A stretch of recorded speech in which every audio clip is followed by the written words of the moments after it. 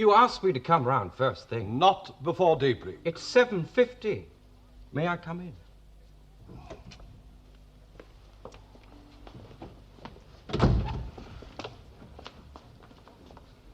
Morning. What do you have in your hand? But this is for me to drink. Oh, you're not going to become like Nigel, are you? Anxious and ulcerated. Well, that's a bit unkind.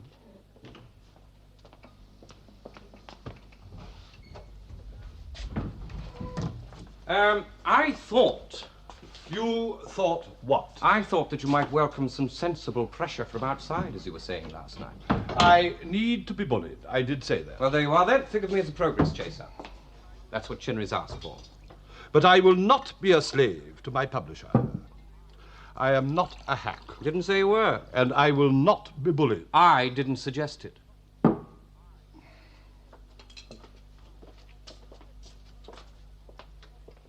You're a highly respected author. Thank you. Your second book is eagerly awaited. If you don't mind me putting it like this, a one-book author's like a man who throws himself off the top of a cliff and gets up and walks away. Everybody wants to see him do it again. Not the least his publisher, which is where I came in. Then I shall order breakfast. Is that all? For me it is, but you take the time.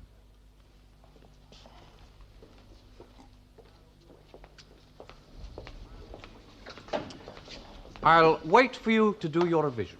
To tell you the truth, I think I've been a little too close to the book lately. That's generally the best. I am a policeman, essentially. You're a writer now. I'll wait for you to have your breakfast. All right. You win. Oh, Mr. Rose here, would you please send up my usual breakfast? You've shamed me into it. I shall start the revisions now.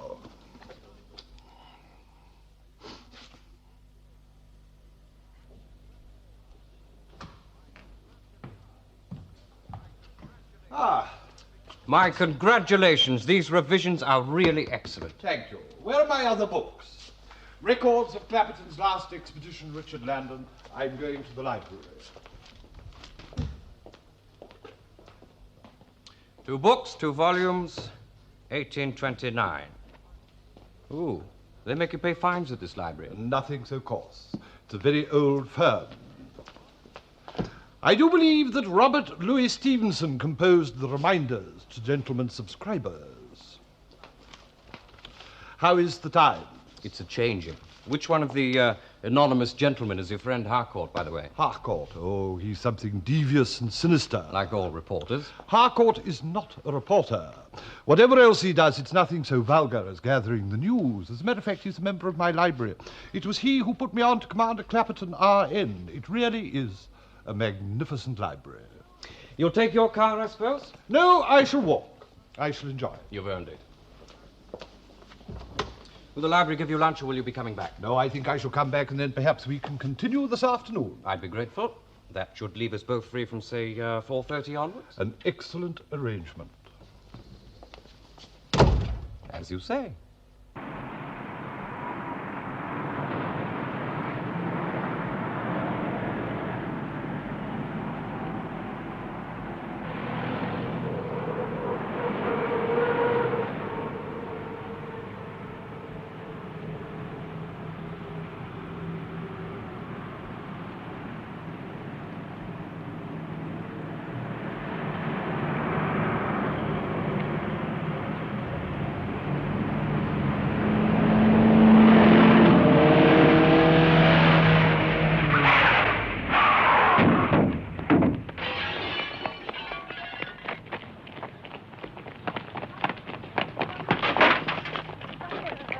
Stand back, please. No time, Can you do anything? Halfway up Merlin Street, facing north. The carriageway's blocked, and he'll have to be pulled clear. The man is dead. Do you want any help? You a witness? Yes. As he got out of his car, the van hit him. Good heavens. Know him? It's Harry Saunders. Killed him. Instantaneous. So it would seem. Your name, sir? Rose. Charles Rose. Address Mr. Rose. Oh, yes, of course.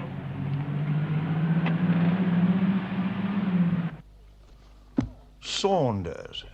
Saunders, Harcourt. Interesting fellow with controversial opinions. He was a traffic expert, as it happens, and a sort of academic. Wrote a very advanced book.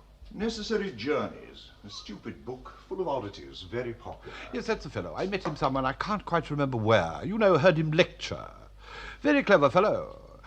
That means able, Harcourt. Does it? His stuff must be here somewhere. You're not going to read it all? Harcourt, I wonder, would you take a piece about him from me? I mean, after all, he was one of the country's leading traffic experts. You say a piece, Rose. I take it you mean a news item? Well, no, more an appreciation.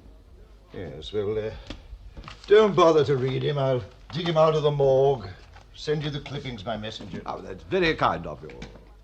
You know, you must come and have lunch with me one day at my club. Oh, I'm honored. Shall we say tomorrow?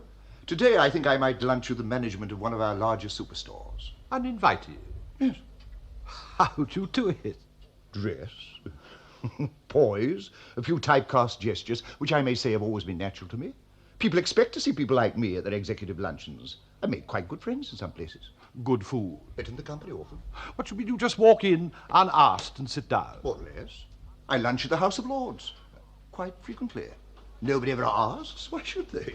My dear Harcourt, when you chose journalism, you were a great loss to the world of crime. Oh, how naive, my dear Rose. Till tomorrow.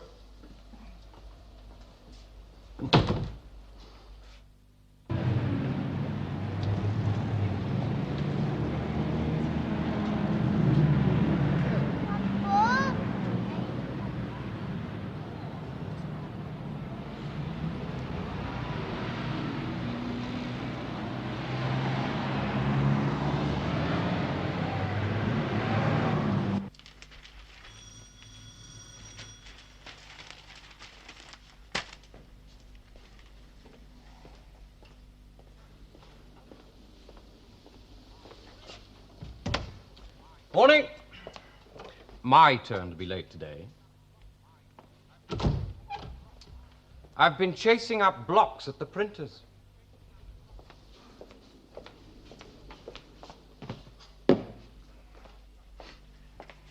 Ah, your piece. Which page is it? Nothing. Nothing. Not a murmur. I'm very disappointed. With Harcourt? With him, too. That, my dear Robert, is the paper for reporting the news. And here we have Saunders, killed. Quite tragically. Killed, I say. Quite tragically. And not a mention. He was, after all, one of the country's leading traffic experts. A fellow author, too. The point had not escaped me. The world will be the less for his passing. The world won't know much about it. As a matter of fact, he was on Nigel's list, you know. Yes, I told Nigel. He asked me to ask you not to let yourself be distracted. Oh. Harcourt, no doubt, with a fulsome apology. I'll go.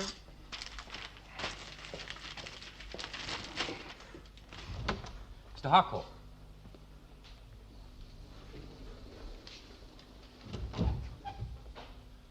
I should like to see Mr. Charles Rose. Do come in.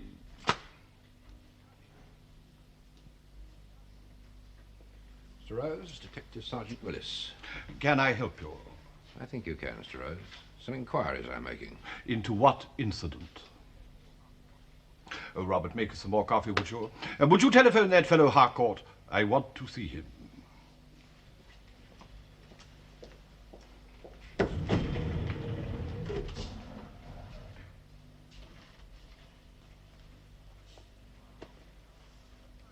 seeing you, Mr. Charles Rose, at lunch. You are? Your feather-brained scribbler invited me to lunch at his club. He did. Tell him I'll see him at 12:45 sharp. Give him a piece of my mind. You will. You couldn't possibly come round yourself and say all that, could you? Damn it, man, what are you, an imbecile? I said I'd be there. You will? Oh, good. Well, we'll expect you. Will we? Whew. Impossible. Absolute nonsense. The dead man's name was Mr. Richard Pomfret. He was staying at the Hanover Hotel, Hexham. I never forget a face. I was trained not to. What profession are you, son? I never forget a face. The man you called Pomfret was a man called Harry Saunders. Mrs. Pomfret identified him as her husband, and we've released the body. Have you? What about the car? What about it? His own? Hired from the hotel, in the name of Pomfret, of course. Driving license, bills, all Pomfret. Well, if you're so sure. A routine, Mr. Rose. The constable at the scene of the accident recognized you. He thought CID that it ought to know the little discrepancy interested him. Saunders. Pomfret.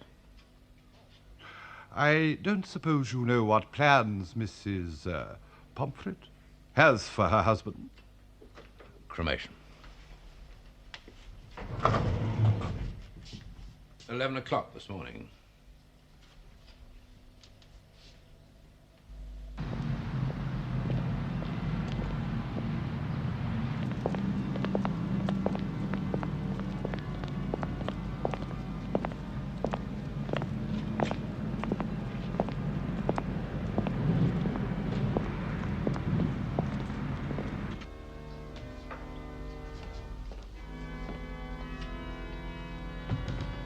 Mrs. Alice Spilby. That's right. Shh. Would you kindly wait over here, sir? Thank you to keep you waiting. Mrs. Alice Spilby. No, Mrs. Pomfret's party, 11 o'clock. God, it's 25 past. We should like to go in.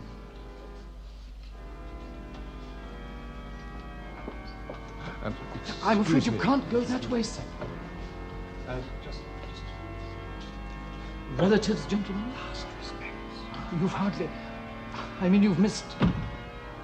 Mrs. Pomfret has gone through to the Hall of Remembrance.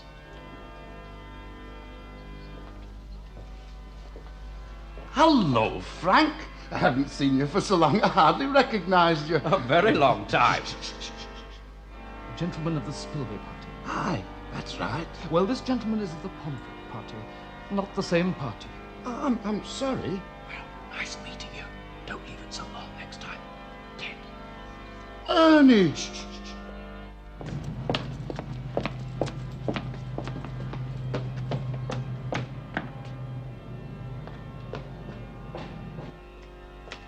You missed her. by a mile. Taxi waiting. What do the flowers say? For Richard, forever. Nobody else paying respect? No. Very odd. Saunders. Possibly changed his name. A university lecturer. A published writer. Now, if I were Willis... What? It's all very odd. Very odd indeed. Look, I don't suppose there's any chance that, I was mistaken none. It was Saunders. And the woman we saw at the crematorium, Mrs. Saunders? Never seen her before in my life. I'll go. Robert, what do you make of Willis? Nothing much. Unpleasant. Yes, strangely unpleasant. Ah, Charles. You've taken lunch, I suppose. Funeral bake meats, Harcourt. I went to a cremation this morning. Why do you ask? Because you invited me to lunch. Where have you been? To a cremation. How utterly tasteless. I'm extremely annoyed with you, extremely vexed. In what respect? Well, your damn memory has landed this Grub Street hack in the soup. Your pal Saunders. Harry Saunders. Fellow who was killed in a street accident. It was him, then. Well, yes, he was killed in a street accident, all right. Just as you described so graphically. Which you chose not to print. Oh, but we did. On the 10th of July. Nothing in my paper. The 10th of July, 1966, my dear man. 66. We wrote him up quite gracefully, considering. 1966. Exactly. And... Go on. Well, I really don't know whether in view of your carelessness with dates... Careless. You'll be very much concerned. According to our authority, Mr. Saunders was killed 2 years ago yesterday, and not, alas, in London, but in Singapore. Otherwise, yours was a noble contribution here. You've caused despondency, Rose. The sort of thing we hate to happen. He left a widow, you notice. Yes. That could have been nasty. Widows' damages are expensive. Harcourt, the interesting thing is that he was killed in 1966, in exactly the same way as I saw it happen yesterday. Getting out of his car, commercial vehicle knocking him down. Now, that's more than coincidence. And the date, Harcourt, have you considered the date? Very impressive. Perhaps he did it on the 10th of July last year. Perhaps he'll do it next year. You know, sort of anniversary occasion. The word coincidence has been mentioned. I said more than coincidence. There is another explanation. That you yourself... It was Harry Saunders. And I think I can prove it. Well, you won't mind my saying I'd rather not be implicated any further. I promise. As to my missing lunch... I'll make it up to you some other time. Thank you. absolutely incredible chaps they're admitting to the library these days. Policemen, you mean? I mean chaps who cannot verify a reference. Harcourt. Word association.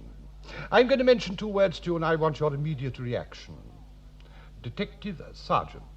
The verb to plod springs to mind. Yes, it does. A plodder. Nothing like my Mr. Willis at all.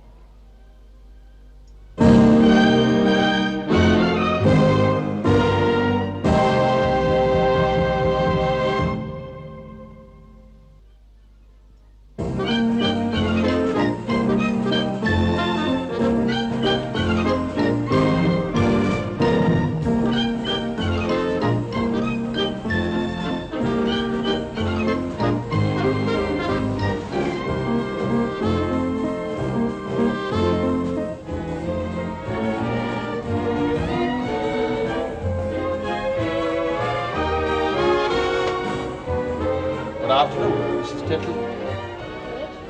Is Ronald in? Who are you? Mr. Rose. I should like to have a word with him.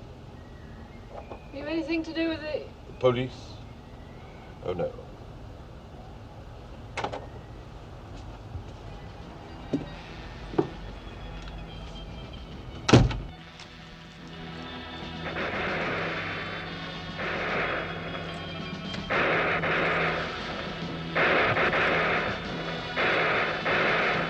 About the shop. Not ours, you know. No, not yours, Mrs. Pumphrey. Came this afternoon. I know.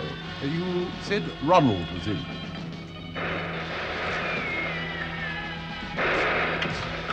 Ron!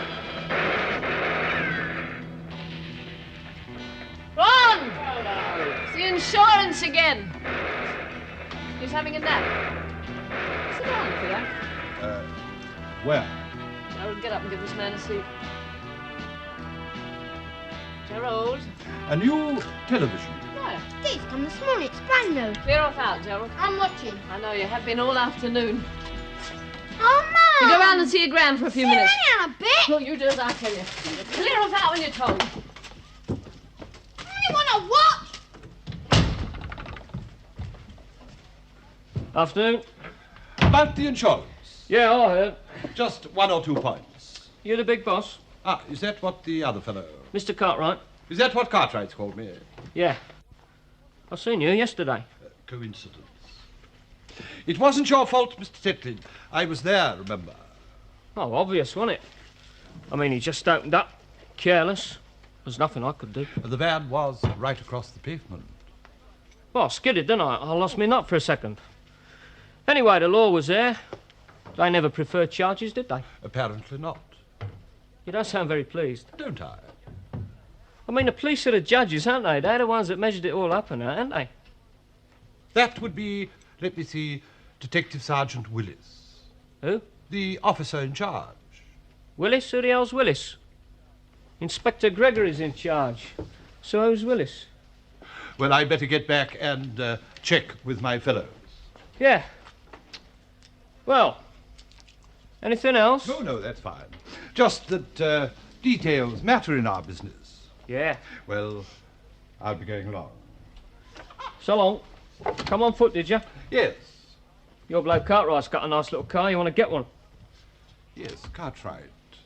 Are we sure that we're talking about the same man? Big bloke. Speaks very quiet. Where's one of them fancy rings? We are talking about the same man. Well, don't you know, then? Well, just one other tiny point. No other motoring offences. Nothing. No other convictions. I'll be in touch, Mr. Tetlin. Mrs. Tetlin.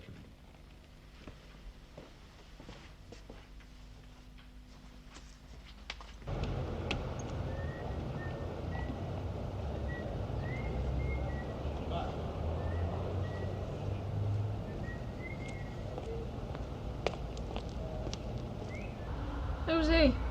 I don't know. You don't think she'll drop you in it? She paid up all right, didn't she? You never told me how much. No, that's right. He's too old to be a copper.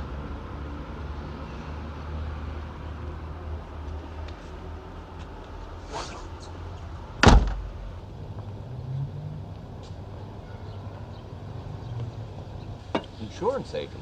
That's what I implied. A bit quick off the mark, weren't you? Didn't he suspect? Well, I had what you might call a leg up. He has already had a call from the insurance today. About a man he killed who lived in Northumberland? Pomfret didn't live in Northumberland. I checked, it was a false address. And it might interest you to know that the insurance agent that did call had flat feet. Willis. Tetlin described him fairly well. What next?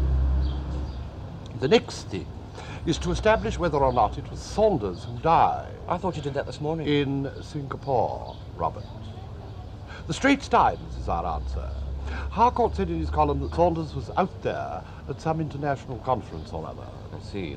A few men seated round a table. One of them harbours murder in his breast. It was a UNESCO conference on urban communities. And 800 people attended. right. Where do I find the Straits Times? May I suggest my library? I'll meet you in an hour. Let us say in the square. I will feed the birds.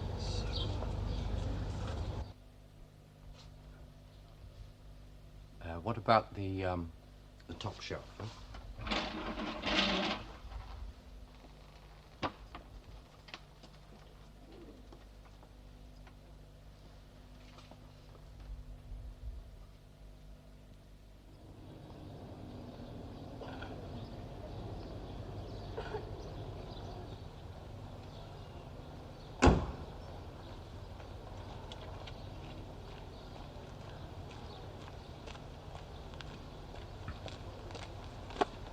A full account.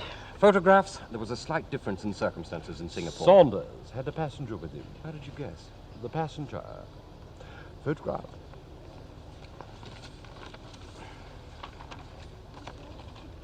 Mr. Castle, Mr. Pomfret. Act 5, Scene 5. I have been studying how I may compare this prison where I live unto the world. Pomfret, Castle, Richard II. Shakespeare. In other words, the old switcheroo. Your Mr. Saunders is driving about Singapore with my Mr. Castle. And your Mr. Castle is knocked down by a Crescent laundry van. Then, quick as a flash, my Mr. Saunders Exchanges paper identity with my Mr. Castle. who on arrival in England becomes Mr. Pomfret. Yes. But why? You can't think of anything else. No, nothing. Just checking around, routine. You must do a lot of it, a necessary evil. Well, will you charge the van driver? He's clean. Is he? Fairly clean. Nice for him. You have a theatre engagement this evening with Nigel. Nothing very sinister, just my publisher, Sergeant. Must I go? You're meeting your American paperback people. I must go. Is that all?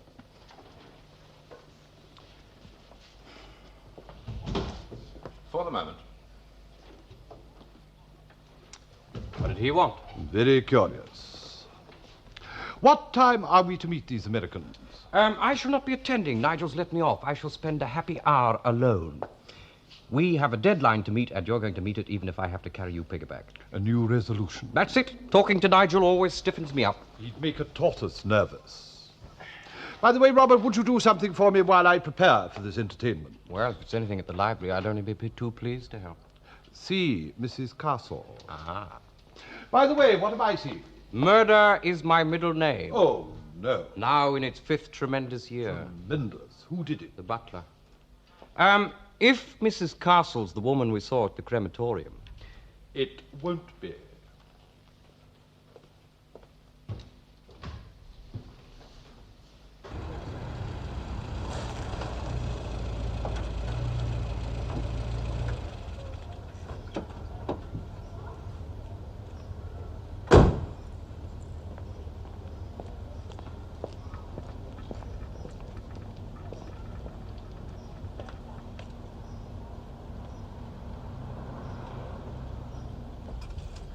Mrs. Elspeth Castle?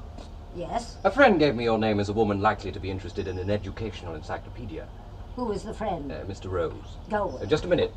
I said go. Will the neighbours be likely to... Well, they're 80, but you can try. Thank you.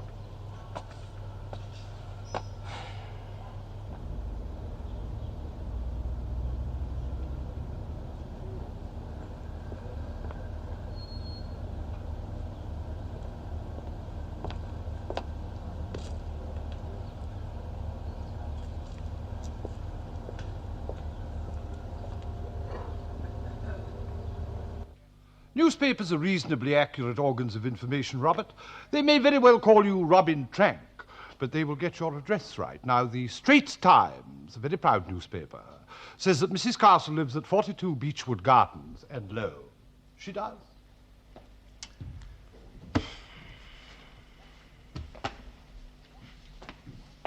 What was the reason for my going there, then? Was she the woman we saw at the crematorium? No, nothing like... Well, a useful piece of evidence, wouldn't you say? Well, I don't know. Who was the woman at the crematorium? It has to be Mrs. Saunders. We have now accounted for all 4 of them. 2 husbands, 2 wives. 2 widows. Yes. Now, Robert, if you were looking for a pattern, you could hardly find a neater one. Especially since both women were widowed in exactly the same way. Exactly 2 years apart. Here, let me. Ah, thank you. Saunders must have been a pretty cool customer, you know. It can't be easy to go to Singapore as one man and come back as another. Which means, presumably, that he had something pretty good to want to try. I think so. There he is, bold as brass, marching up to the barrier with the wrong passport. He smiles, puts on a good front. They look through the papers and let him through without a murmur. Now, it's a bit slack. Routine? End of the long day? Could you have done it? No, but he did it. That part was easy, In apparently. Singapore, yes, but bless me if in London he doesn't do it again. Someone let him through. It looks very much like it. And then 2 years later, your memory for faces trips him up. No, Robert, he was dead before I recognized him. Somebody had been following up Mr. Saunders and his problem of identity for 2 years. Go on. I can't. Yet.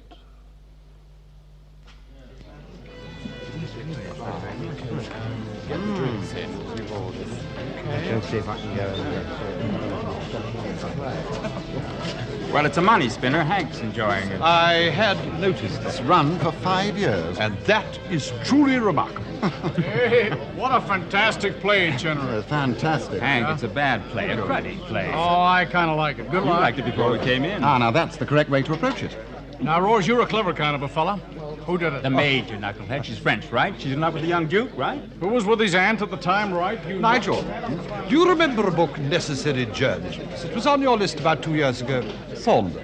H.B. Saunders, yes, perfect bloody nuisance. Are there any unpublished manuscripts of his in existence? Oh, I say, isn't that Rupert Harcourt? Harcourt! I say, I haven't seen you for so long. How are you? Nice to see you.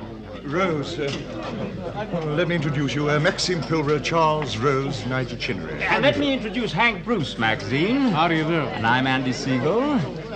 Oh, almost empty. How about a drink just before the...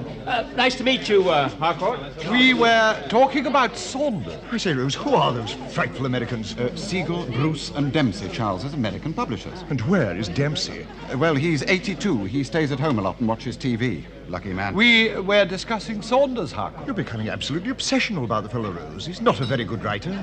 I shouldn't waste too much time on him, Chinnery. Oh, I should have thought the ideal man for the American market. Anyway, surely he died a couple of years ago, didn't he? India or somewhere like In that? Singapore. Oh, yes. Nigel, you haven't answered my question yet. Are there any unpublished manuscripts? Charles, you're psychic. You've been offered some. Today, this very morning, by an anonymous person.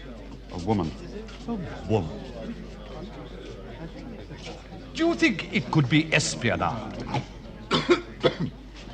My God, I thought you said espionage. Yeah, he did. I heard of it. Isn't it possible that she's involved? The French maid, a red. And the butler is CIA.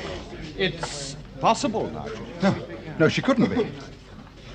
Charles. Yeah, hey, Charlie, you're a clever kind of a fellow, like I said. So it's your confirmed judgment she did it? I like the maid. She's the only one I do like. 5, get you 10. We'll go back to see her stretched out.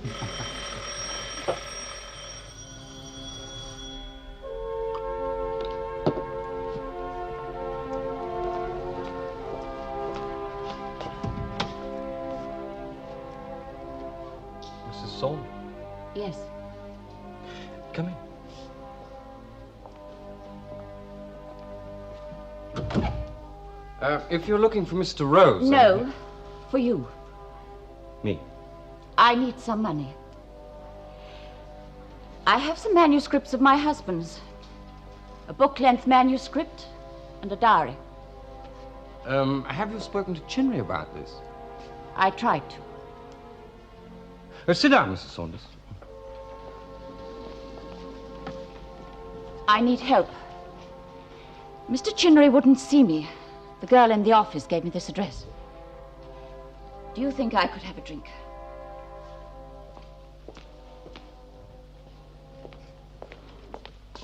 Whiskey? Yes, please.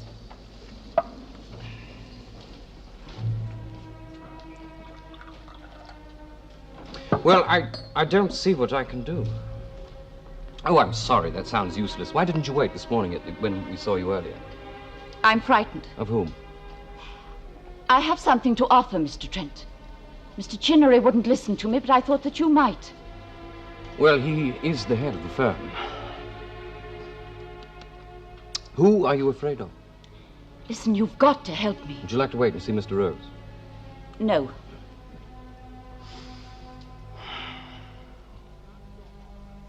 Does your offer include an explanation of why your husband changed his name to Pomfret? Yes, it's in his confession. Does Chinnery know that? No. Why not? Why not, Mrs. Saunders?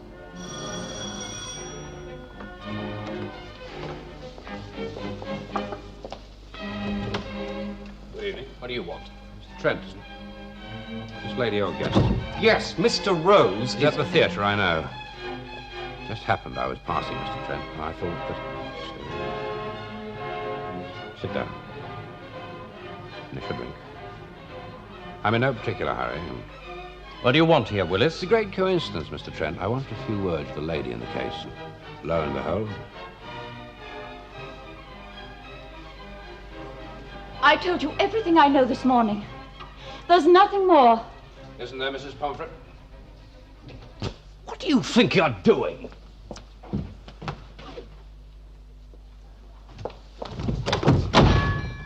Let me out. Oh, let me out.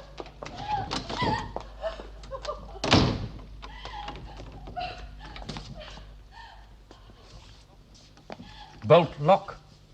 You've got a nice long wait ahead of you, Willis. Mrs. Pomfret. Open this door. Do you hear? Leave me alone.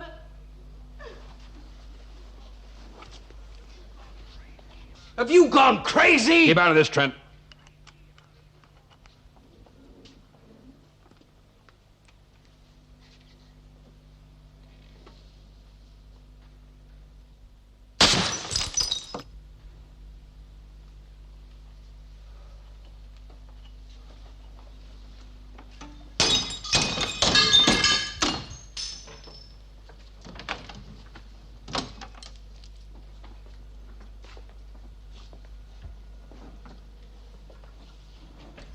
We shall need a doctor, Mr. Trent.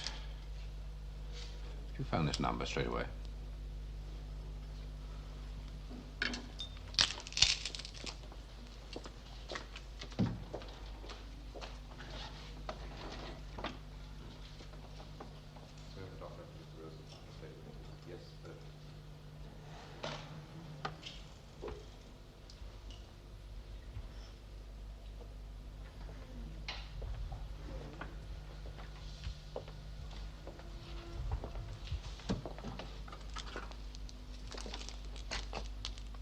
He's on his way.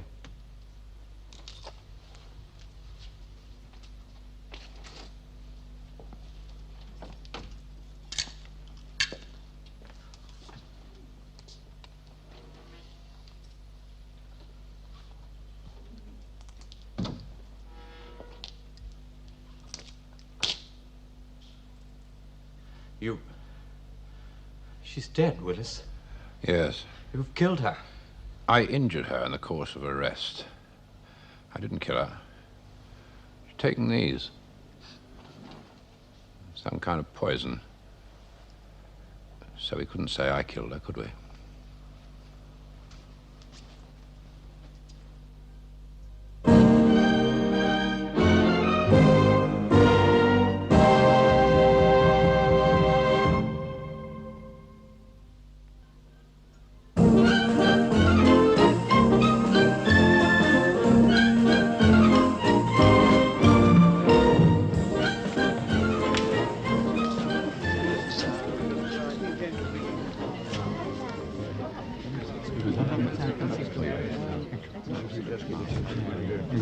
matter, Hank? You look a bit sour. Oh, I hate the Noel Butler kind of play. Well, I hope you gentlemen don't consider this to be a completely wasted evening. All experience, Nigel boy.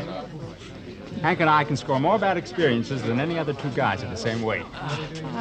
Well, And that includes our friend Harcourt. Oh, doubtless. I say, has anyone seen Charles? He's slipped away. What does he do with his coat? Leave it to charity? Oh, my goodness. They're fearfully sticky about this, you know, if you don't have the right... You don't have the right what? He's gone off with my cloakroom ticket.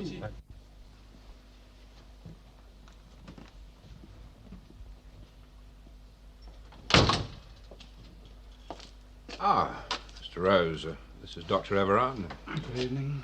And this is? Mrs. Pomfret. She's dead. Shot. Poisoned. Self-administered. How? Cyanide. Then why the shooting? I was arresting her. I'm afraid the door was shot through. Why poison? We shall have to find out, shan't we? Is she violent, or was she a violent woman, Willis?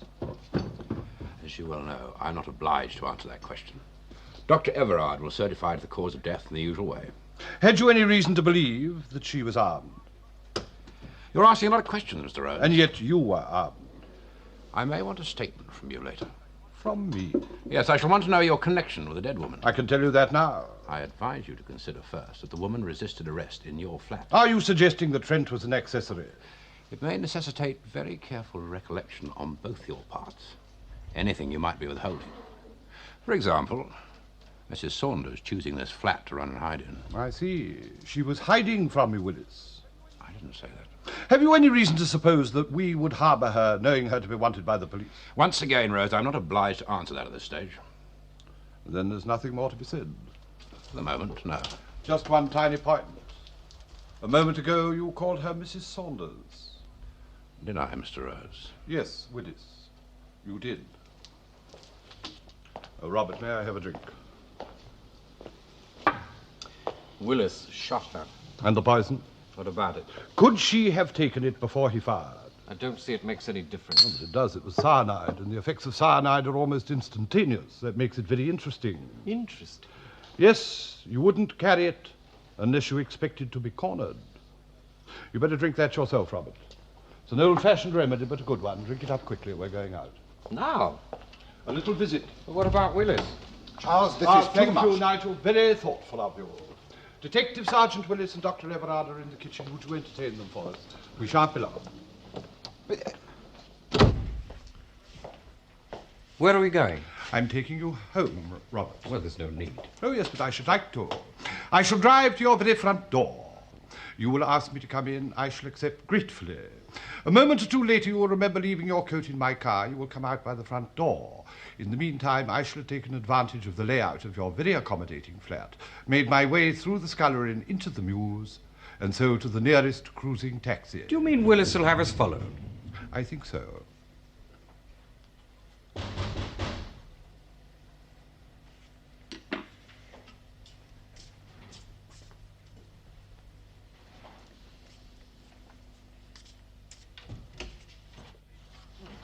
A late hour, I'm afraid. I've been expecting you.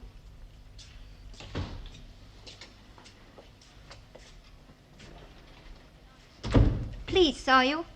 No. May I sit down? Oh, sit. Excuse the mess. We go to press on Mondays. Are you Rose? Yes, Charles Rose.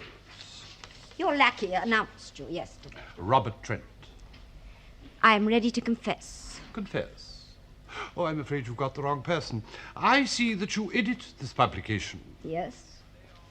Who is Leon Avistudo? How would you know? And testamentary, spelt with two A's, Mrs. Castle. You know why I'm here. It's about Harry Saunders. The late. Exactly. He and your husband were in Singapore in 1966 at a World Conference on Urban Redevelopment. Saunders was a traffic genius. Dick, my husband, was an authority on juvenile delinquency. He was a statistician. They met there, they went around together, and Saunders befriended your husband. Rubbish. Dick had Saunders marked down before they flew out. My husband needed Saunders, and Saunders always needed money. Your husband's death was not an accident. Saunders found out enough about Dick to murder him. What did he find out? You work it out. I have been trying to.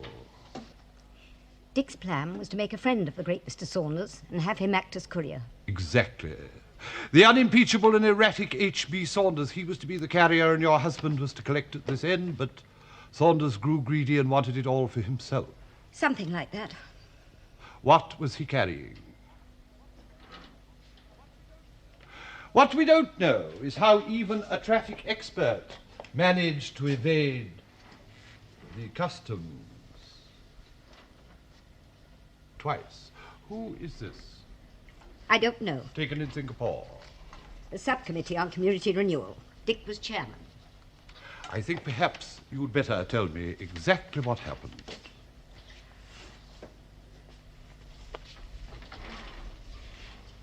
Dick was due back here on the last day of the month. I checked with BOAC. He was registered on flight BA 759. I went to meet him. He didn't appear. Something had gone wrong. I bought a cup of coffee and a paper and tried to work out what had happened. At first, I thought he'd left the plane at one of the stopovers. Going home, I found a piece about Saunders' death in the paper. Then I knew that something was terribly wrong. Your husband was smuggling something big. I'm sorry I interrupted. I thought, he's carrying the stuff himself.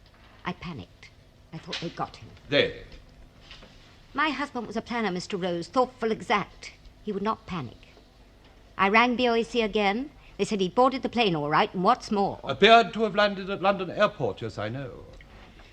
Dick would have worked that out on the spot. It took me a whole day. How long did it take you to find and kill Saunders?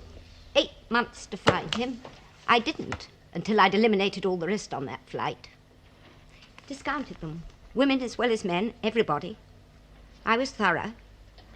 Eventually, I knew it was him, and that he was Saunders, and that he had murdered Dick. Then another 14 months to wait and to save. How much did you have to pay Tetlin, the van driver? £700. Is that a lot? Relatively a bargain price, all things considered. You waited for an anniversary. That was part of the agreement. I insisted. It had to be exactly like Dick's death. Why? Justice. Justice. All right. Poetry. The traffic genius. Now, what was he smuggling? It couldn't have been gold. That's too bulky. Diamonds? Drugs? Heroin? I don't suppose you know how. Yes, I do. I don't suppose you'd like to, In a giant tin of talc. A present for me. Really, how very ordinary. The spineless, gutless, capitalist organism will putrefy like rotting vegetables in the gutter. What extraordinary style. Mrs. Castle, a pound tin of heroin would fetch £30,000 in the capitalist gutters. Do you think he did it for personal gain? It was for funds, for all this, for a better system. Really, and Saunders got the profits instead? For a while. Are you sure? What does that mean? Oh, nothing. Mrs. Castle, what would you buy with £30,000? Oh, don't try to be reasonable. No, I suppose not. And the delinquents were mere capitalist lackeys. It's immaterial. Mrs. Castle, have you ever seen a heroin addict? No, I thought not. Was your husband a good man? Dick? He was wholly good. Now is the time for all good men. He knew about the stuff. Do you think he didn't? But this is war, Mr. Rose, internal civil war everywhere. And a dozen or so wretched delinquents don't matter, more or less, necessary casualties. What about Mrs. Saunders? What about her? More aid to the party? I don't know what you're talking about. She died tonight. Poisoned. Who are you? It all happened in my kitchen, Mrs. Castle. I am a very interested party. I know nothing about it. Now, strange to relate, I believe you, though, as they say, thousands wouldn't. Are you going to arrest me? Oh, I'm not a policeman. No, I think they will be alarmed. I'm almost certain. May I take this? It's no use to me now. There's nothing more to say, is there? Mrs. Carter.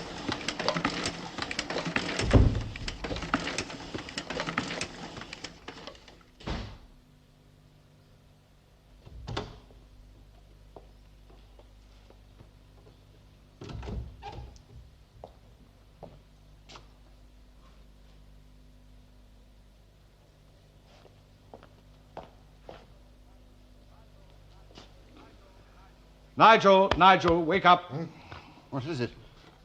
Oh, I must have fallen asleep. Where have you been? Never mind about that now. Come along. Now, Charles, I've been here for hours. Now, Nigel, go home and I'll tell you all about it later. And never frighten me like that again.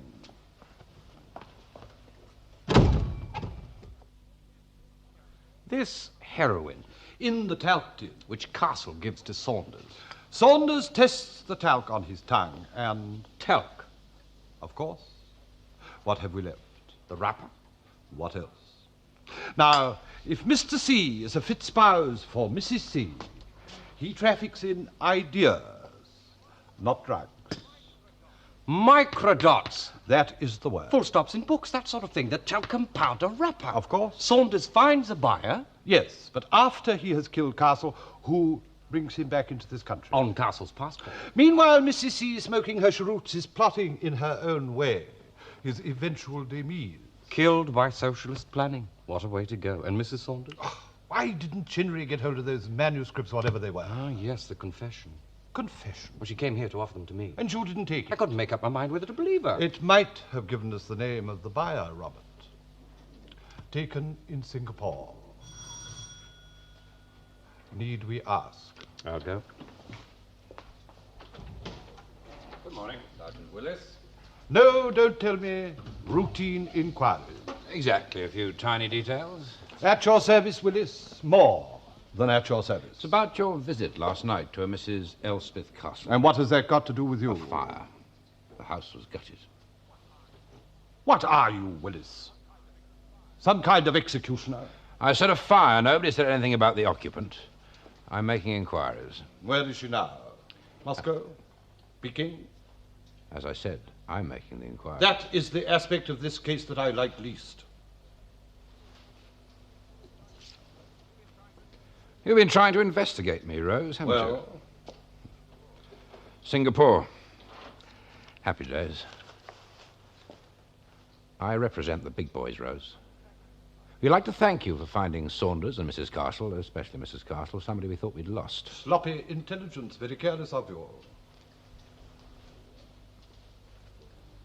This isn't the police federation you're dealing with, Rose. I'm here to tell you, get off our patch. Who are you, Willis? I'm the local bogeyman.